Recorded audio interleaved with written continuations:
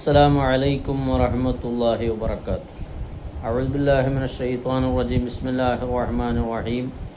الحمد لله رب العالمين والصلاة والسلام على أشرف المرسلين وعلى آله وصحبه الفائزين أما بعد. ബഹുമാനവും സ്നേഹവും നിറഞ്ഞ പ്രിയപ്പെട്ട ശ്രോതാക്കളെ, സഹോദരങ്ങളെ,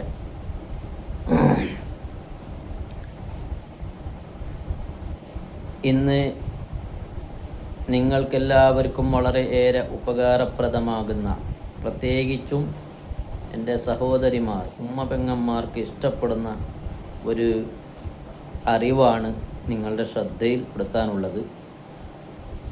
ഏതായാലും ഇൻഷാ അല്ലാഹ് ഞാനല്ല പറയുന്നത്, ഞാൻ അതിൻ്റെ ശേഷം അതിൻ്റെ വീഡിയോ ഞാൻ നിങ്ങൾക്ക് ഇട്ടുതരാം. എല്ലാവരും ഇത് നോക്കുക, എല്ലാവരും ഇത് കാണുക, അത് ഒന്ന് പരീക്ഷിച്ച് നോക്കുക. മനസ്സിലായില്ലേ? വിഷയം എന്തെന്നാൽ, ഇന്ന് നമ്മുടെ സഹോദരിമാരുടെ ഏറ്റവും വലിയൊരു പ്രശ്നമാണ് മുടി കൊഴിച്ചൽ എന്നുള്ളത്. മുടി കൊഴിഞ്ഞു പോവുക, തലമുടി ഇങ്ങനെ തല വാരുമ്പോൾ ഇങ്ങനെ കൊഴിഞ്ഞു പോവുക, ഉതിർന്നു പോവുക എന്ന വലിയൊരു പ്രശ്നമാണ്. എല്ലാ നിലക്കുള്ള മരുന്നുകളും പരീക്ഷിച്ചിട്ടും ഫലം കാണാതെ ബുദ്ധിമുട്ടുമ്പോൾ. അതുപോലെ മറ്റൊരു പ്രശ്നമാണ് നര ബാധിക്കുക, അതായത് മുടി വെളുക്കുക എന്നുള്ളത്. മുടി വെളുക്കാൻ ഇന്ന് വയസ്സാകേണ്ട ആവശ്യമില്ല. പണ്ടൊക്കെ വയസ്സായ ആളുകളിൽ കണ്ടിരുന്ന ഒരു പ്രശ്നമാണ് ഈ മുടി വെളുക്കുക അല്ലെങ്കിൽ നര ബാധിക്കുക എന്നുള്ളത്. എന്നാൽ ഇന്ന് ചെറിയ ചെറിയ പ്രായത്തിൽ തന്നെ 30-35 വയസ്സ്, അതിനേക്കാൾ താഴെ പ്രായമുള്ള ആളുകളിൽ വരെ കാണുന്ന ഒരു വലിയ ഒരു പ്രശ്നമാണ്, ഒരു പ്രതിസന്ധിയാണ് ഈ മുടി നര ബാധിക്കുക, വെളുക്കുക എന്നുള്ളത്. പലരും എനിക്ക് തന്നെ അറിയാം, എൻ്റെ ശ്രദ്ധയിൽ, എൻ്റെ അനുഭവത്തിലുണ്ട്. പല ആളുകൾ, ചെറിയ ചെറുപ്പക്കാർ, 30 വയസ്സുള്ള ചെറുപ്പക്കാർ, 28 വയസ്സുള്ള ചെറുപ്പക്കാർ. അപ്പോൾ ഈ നര ബാധിച്ച കാരണം കൊണ്ട് തലമുടി ആകെ വെളുത്ത് ഒരു വയസ്സനെ പോലെ കാണുന്നുണ്ട്. ആ ഒരു കാരണം കൊണ്ട് പെണ്ണ് കിട്ടാതെ, അല്ലെങ്കിൽ കല്യാണം സെറ്റാവാതെ, നടക്കാതെ പ്രയാസപ്പെടുന്ന ചെറുപ്പക്കാർ എൻ്റെ അനുഭവത്തിലുണ്ട്. പല മരുന്നുകളും ഉള്ള എല്ലാ ഡോക്ടറിനെയും കണ്ടു, എല്ലാ മരുന്നും ഉപയോഗിച്ചു, എല്ലാ എണ്ണയും തേച്ച്, പക്ഷെ ഒരു ഫലവും ഇല്ലാതെ പ്രയാസപ്പെടുമ്പോൾ പരിശുദ്ധമായിരിക്കുന്ന ദീനിൽ, പരിശുദ്ധമായിരിക്കുന്ന ഖുർആനിൽ നമുക്കതിനെന്തെങ്കിലും ഒരു പരിഹാരമുണ്ടോ എന്നതാണ് ഇന്നത്തെ വീഡിയോ. അപ്പോൾ തീർച്ചയായും നിങ്ങളെല്ലാവരും അവസാനം വരെ കാണുക. കണ്ടിട്ട് ഇൻഷാ അല്ലാഹ് അതിൽ പറയുന്നത് പോലെ ഒന്ന് ചെയ്തു നോക്കുക. തീർച്ചയായിട്ടും അള്ളാഹിൻ്റെ ഖുർആനാണല്ലോ, പരിശുദ്ധ ദീനിലുള്ള കാര്യമാവുമ്പോൾ അത് നമുക്ക് ഉറപ്പിക്കാം. തീർച്ചയായും അതൊരു പൊള്ളാവുകയില്ല, വെറുതെ ആവുകയില്ല. പക്ഷേ പറയുന്നത് പോലെ ചെയ്യണമെന്നേ ഉള്ളൂ. അതിൻ്റെ കൂടെ നിയ്യത്ത് വേണം, നല്ലൊരു ആത്മാർത്ഥമായ നിയ്യത്തോടു കൂടി ഇത് ചെയ്യുക. ഇൻഷാ അല്ലാഹ് ഫലം കാണും. അല്ലാഹു തആല നമ്മുടെ പ്രശ്നങ്ങളൊക്കെ പരിഹരിച്ചു തരട്ടെ. ഞങ്ങളുടെ രോഗങ്ങളൊക്കെ അല്ലാഹു ശിഫയാക്കി തരുമാറാവട്ടെ. ജീവിതത്തിലെ സന്തോഷവും സമാധാനവും അല്ലാഹു തന്ന് അനുഗ്രഹിക്കട്ടെ. ഇൻഷാ അല്ലാഹ് എല്ലാവരും ആ ഒരു വീഡിയോ കാണുക. ഇപ്പോൾ പണ്ടത്തെ പോലെയൊന്നുമല്ല. ഒന്ന് മുടി നരക്കാനായിട്ട് വയസ്സാകേണ്ട കാലമൊന്നുമില്ല അല്ലേ? ചെറിയ കുട്ടികളുടെ മുടി പോലും നരയ്ക്കുന്നുണ്ട്. അതുപോലെ തന്നെ മുടി കൊഴിച്ചിൽ, വല്ലാതെ മുടി ഇങ്ങനെ കൊഴിയുന്നുണ്ട് ചെറുപ്പക്കാരായ ആളുകൾക്ക് പോലും. ഇതിനിപ്പോൾ നമുക്ക് ഇസ്ലാമികപരമായിട്ട് എന്തെങ്കിലുമൊക്കെ മരുന്നുണ്ടോ എന്ന് ചോദിച്ചവരുണ്ട്. നിങ്ങൾ ഈ എണ്ണ, ഏതെണ്ണാന്ന് ഞാൻ പറഞ്ഞുതരാം. ആ എണ്ണയിൽ 2 ചെറിയ സൂറത്തുകൾ മന്ത്രിച്ചിട്ട് നിങ്ങളുടെ തലയിൽ പുരട്ടി നിങ്ങൾ കുളിക്കുകയാണെങ്കിൽ ഇൻഷാ അല്ലാഹ് ആ മുടി കൊഴിച്ചിൽ എന്ന പ്രശ്നം നീങ്ങാനും, അതുപോലെ തന്നെ അകാല നര, പ്രായമായിട്ട് നരക്കുന്നതിനെ കുറിച്ചല്ല, പ്രായം എത്തുന്നതിന് മുൻപ് നരയ്ക്കുന്ന ആ നര മാറ്റിക്കളയും അല്ലാഹു റബ്ബുൽ ആലമീൻ. അത്രമേൽ പരിശുദ്ധമായ സൂറത്ത് ഏതാന്നൊക്കെ നമുക്കൊന്ന് പഠിക്കണ്ടേ? അപ്പോൾ നല്ല ഭംഗിയുള്ളവരാകാൻ അള്ളാഹു ജമീലാണ് ഇല്ലേ? അള്ളാഹു ഏറെ അഴകുള്ളവനാണ്. ഇന്നല്ലാഹ ജമീലുൻ യുഹിബ്ബുൽ ജമാല.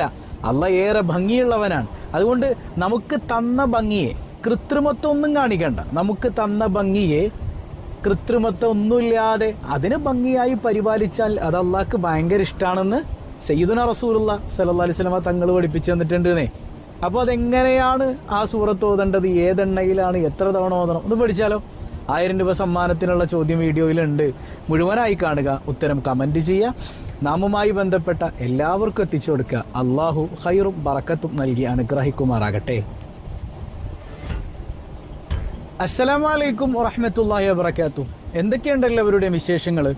സന്തോഷമല്ലേ? എവിടെ പുഞ്ചിരിച്ചുകൊണ്ട് ഹംദ് പറഞ്ഞ് അൽഹംദുലില്ലാഹി റബ്ബിൽ ആലമീൻ. മാഷാ അല്ലാഹ്, ഈ ഒരു ഹംദിൻ്റെ ബറക്കത്ത് കൊണ്ട് ഹൃദ്യമായൊരു പ്രഭാതവും അതിമനോഹരമായൊരു ദിവസവും സമ്മാനമായി തന്ന് കരുണക്കടലായ നാഥൻ നമ്മെ അനുഗ്രഹിക്കുമാറാകട്ടെ. ഹാപ്പിയല്ലേ എല്ലാവരും? എല്ലാവരും സേഫല്ലേ? നിങ്ങളൊക്കെ സേഫല്ലേ? നിങ്ങളൊക്കെ വീടിൻ്റെ ഭാഗത്ത് വെള്ളം എങ്ങനെയാണ്? വെള്ളം കയറിയിട്ടുണ്ടോ ആ ഭാഗത്തൊക്കെ? അള്ളാഹു റബ്ബുൽ ആലമീൻ എല്ലാവർക്കും കാവൽ നൽകി അനുഗ്രഹിക്കട്ടെ.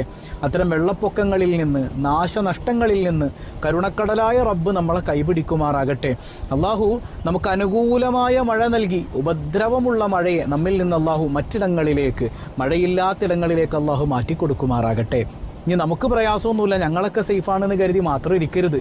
ഒരുപാട് മനുഷ്യന്മാർ പ്രയാസപ്പെടുന്നുണ്ട്, ഒരുപാട് ജീവികൾ, മനുഷ്യന്മാർ മാത്രമല്ലല്ലോ, എന്തോരം ജീവികൾ വെള്ളത്തിലൊക്കെ ഒഴുകി പോകുന്നുണ്ട് അല്ലേ? അപ്പോൾ നമ്മളിങ്ങനെ പടച്ചവനോട് ദ്വാരക്ക, യാ റബ്ബി നിന്റെ സൃഷ്ടികളാണ്, നിനക്കെന്തും ചെയ്യാൻ അർഹതയുണ്ട് അല്ലേ? നീയാണ് പടച്ചത്, നീയാണ് തിരിച്ചു വിളിക്കുന്നത്, നിനക്കേ അതിനുള്ള അർഹതയുള്ളൂ. എന്നാലും യാ റബ്ബി നീ അവർക്ക് ആ അപകടങ്ങളിൽ നിന്നൊക്കെ കാവൽ കൊടുക്കണേ തമ്പുരാനെ എന്ന് മനസ്സറിഞ്ഞ് ദ്വാരക്കാതെ ഒരു വക്കത്ത് നിസ്കാരം പോലും നമ്മൾ പോകരുത് കേട്ടോ. അതായത് നമ്മൾ മറ്റുള്ളവർക്ക് വേണ്ടി ദ്വാരുന്നാൽ അവർക്ക് എന്താണോ നമ്മൾ ചോദിക്കണത് അത് പടച്ചോ നമുക്ക് തരുമെന്ന് സയ്യിദുനാ റസൂലുള്ളാഹി സ്വല്ലല്ലാഹു അലൈഹി വസല്ലം. അപ്പോൾ നമ്മൾ അവർക്ക് വേണ്ടി മഴക്കെടുതിയിൽ നിന്ന് കാവൽ തേടിയാൽ നമുക്ക് അത്തരം കെടുതിയിൽ നിന്ന് അള്ളാഹു കാവൽ തരും ഇല്ലേ? അപ്പോൾ നമ്മൾ പറഞ്ഞു വന്ന വിഷയം, ഒരു 40 വയസ്സിൽ താഴെയുള്ള എത്ര പേരുണ്ട് കൂട്ടത്തിൽ? ഒരുപാട് പേരില്ലേ? മുടിയൊക്കെ നരച്ചിട്ടുണ്ട് പലരുടെയും. മുടിയൊക്കെ നരച്ചിട്ടുണ്ട്, മുടി കൊഴിച്ചിലുണ്ട്. അതായത് ഒരു ഭംഗി ഉണ്ടാകുക. ഇന്നല്ലാഹ ജമീലുൻ, അള്ളാഹു ഭംഗിയുള്ളവനാണ്. യുഹിബ്ബുൽ ജമാല, അഴകിനെ ഇഷ്ടപ്പെടുന്നവനുമാണ്. അതുകൊണ്ട് നമുക്ക് തന്നേക്കണ ഭംഗി അതൊന്ന് മെയിൻറ്റെയിൻ ചെയ്യൽ അത് അള്ളാഹ്ക്ക് ഭയങ്കര ഇഷ്ടമുള്ള സംഗതിയാന്നേ. പല ആളുകളും ഇതൊന്നും മൈൻഡ് ചെയ്യാതെ അങ്ങനെ അങ്ങോട്ടൊരു പേക്കോലത്തിലിട്ട് പോകുന്ന കുറേ ആളുകളൊക്കെ ഉണ്ട്. അപ്പോൾ നമുക്ക് അള്ളാഹു തന്ന അഴകിനെ നമ്മൾ പരിപാലിക്കണം. ഹബീബായ സയ്യിദുനാ റസൂലുള്ളാഹി സ്വല്ലല്ലാഹു അലൈഹി വസല്ലം തങ്ങൾ അങ്ങനെ മാതൃക കാണിച്ചിട്ടുണ്ട്. അപ്പോൾ ഈ നരയെക്കുറിച്ച് പറയുമ്പോഴേ ഇപ്പോൾ 40 കഴിയണ്ട, ചിലപ്പോൾ ഒരു 20 വയസ്സുകാരന്, 25 വയസ്സുകാരന് അല്ലെങ്കിൽ 25 വയസ്സുകാരിക്ക് നേരത്തെ നര വരും. അതൊരു വലിയ പ്രയാസമായിട്ട് പല ആളുകളും കാണുന്നുണ്ട് അല്ലേ? ഇപ്പോഴേ നരച്ചല്ലോ എന്ന്. ഇപ്പോൾ സഹോദരിമാരെ സംബന്ധിച്ചിടത്തോളം അവരുടെ ഒരു ഭംഗിയുടെ ഭാഗം തന്നെയാണ് തലമുടി എന്ന് പറയുന്നത് ഇല്ലേ? അത് നാട്ടുകാരൊക്കെ കാണിക്കരുത് കേട്ടോ. ഇന്ന് പഠിച്ചോണേ, ഞാൻ വളരെ രസമാണ്. കഴിഞ്ഞ ദിവസേ, അതായത് ഞാനിപ്പോൾ ഇന്നൊരു യാത്രയിലാണ്. അപ്പോൾ ഈ യാത്ര തുടങ്ങിയത് ഇന്നലെയാണ്. അപ്പോൾ ഇന്നലെ ഇങ്ങനെ വരുന്ന വഴിക്ക് തട്ടമൊക്കെ ഇട്ടിട്ടൊരു പെൺകുട്ടി പോകുന്നുണ്ട്. തട്ടമൊക്കെ കറക്റ്റാണ്, നല്ല റോൾ ചെയ്തിട്ടുണ്ട്. പക്ഷേ ഡ്രസ്സ് കൈയില്ല. അതിവിടെ ഇങ്ങനെ ഇത്രയേ ഉള്ളൂ ഡ്രസ്സ് ഇങ്ങനെ ഇട്ടേക്കുന്നത്. ഒന്നാലോചിക്ക്,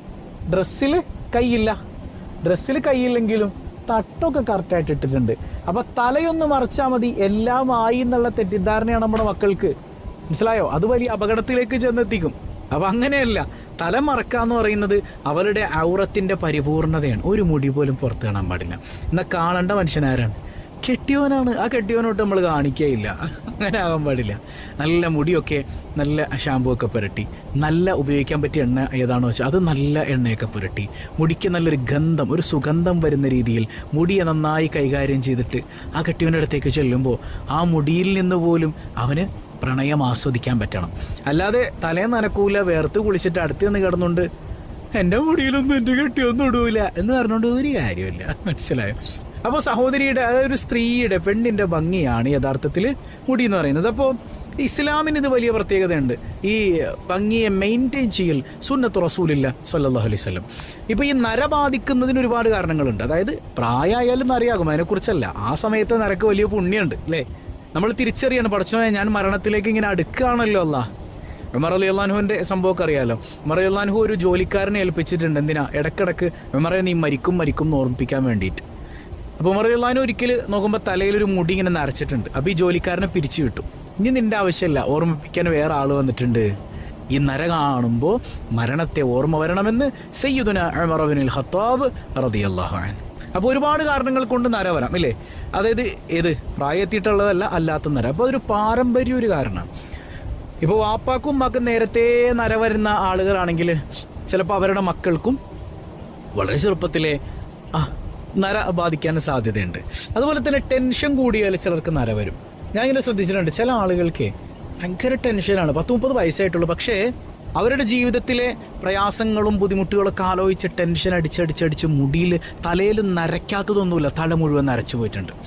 ഒരു കാര്യം, എന്തിനു ടെൻഷൻ അടിക്കണേ? അതായത് നമ്മൾ പഠിക്കുന്നൊരു പാഠമുണ്ടല്ലോ, എനിക്ക് എന്ത് തന്നാലും എൻ്റെ റബ്ബാണ് തരുന്നത്. എനിക്ക് സങ്കടം തരുന്നോ മാത്രമല്ല, സന്തോഷം തരുന്നോ മാത്രമല്ല, സങ്കടം തരുന്നതും രോഗം തരുന്നതും അപകടം തരുന്നതും മരണം തരുന്നതും എല്ലാം തരുന്നോ റബ്ബാണ്. ആ റബ്ബ് തരുന്നതിൽ തൃപ്തിപ്പെട്ട് നോക്കി അൽഹംദുലില്ലാ പറഞ്ഞു നോക്കി. എന്തിനാണ് ഈ ടെൻഷൻ? എന്തിനാണ് ടെൻഷൻ? അള്ളാഹു ടെൻഷനിൽ നിന്ന് കാത്തുരക്ഷിക്കുമാറാകട്ടെ.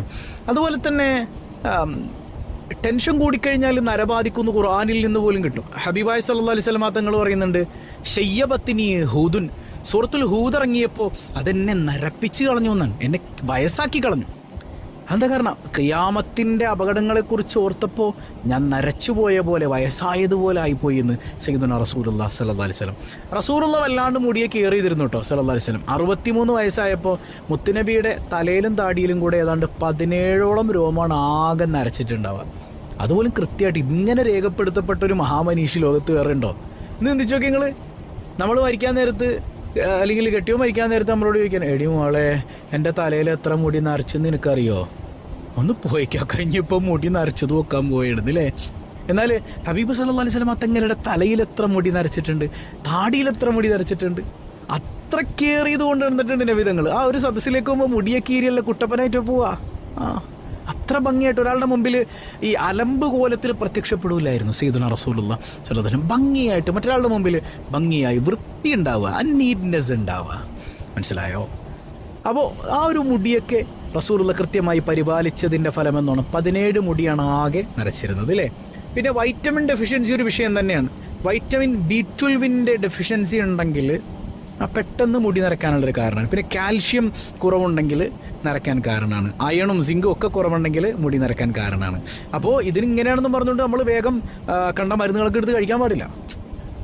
ഡോക്ടേഴ്സിൻ്റെ നിർദ്ദേശമില്ലാതെ മരുന്നുകളൊന്നും എടുത്ത് കഴിക്കരുത്. എനിക്ക് വൈറ്റമിൻ ഡി കുറവാണെന്ന് തോന്നുന്നത്, എന്നാൽ പിന്നെ വൈറ്റമിൻ ഡി 60K ഒരെണ്ണം എടുത്ത് കഴിക്കാമെന്നാണ്. ഇത് വലിയൊരു പ്രശ്നം തന്നെയാണ്. ഇതിപ്പോൾ പറഞ്ഞൊക്കെ മനസ്സിലാവുന്ന പറയുമ്പോൾ വൈറ്റമിൻ 60K ടാബാണ് പല ആളുകളും വൈറ്റമിൻ ഡി കുറവുള്ളതിന് ഡോക്ടേഴ്സ് തരിക. അപ്പോൾ വൈറ്റമിൻ 60K ടാബ് ആഴ്ചയിൽ ഒരെണ്ണം കഴിച്ചാൽ മതി. അത് കഴിക്കുമ്പോൾ ഭയങ്കര പെട്ടെന്ന് വൈറ്റമിൻ ഡി അങ്ങ് ബൂസ്റ്റ് ആവും. അപ്പോൾ എന്ത് സംഭവിക്കും? ഓട്ടോമാറ്റിക്കലി നമ്മുടെ ശരീരത്തിലെ മഗ്നീഷ്യം ലെവൽ താഴും. അപ്പോൾ വൈറ്റമിൻ ഡി എഴുതുന്ന ഡോക്ടേഴ്സിനോട് പറയണം, ഡോക്ടർ മഗ്നീഷ്യത്തിൻ്റെ ടാബ്ലറ്റ് കൂടെ എഴുതണം. അപ്പോൾ ഡോക്ടേഴ്സ് ചോദിക്കും, അങ്ങനെ പ്രശ്നമൊന്നുമില്ലല്ലോ, ഡോക്ടറോടൊന്ന് ഗൂഗിളിൽ സെർച്ച് ചെയ്ത് നോക്കാൻ പറയണം.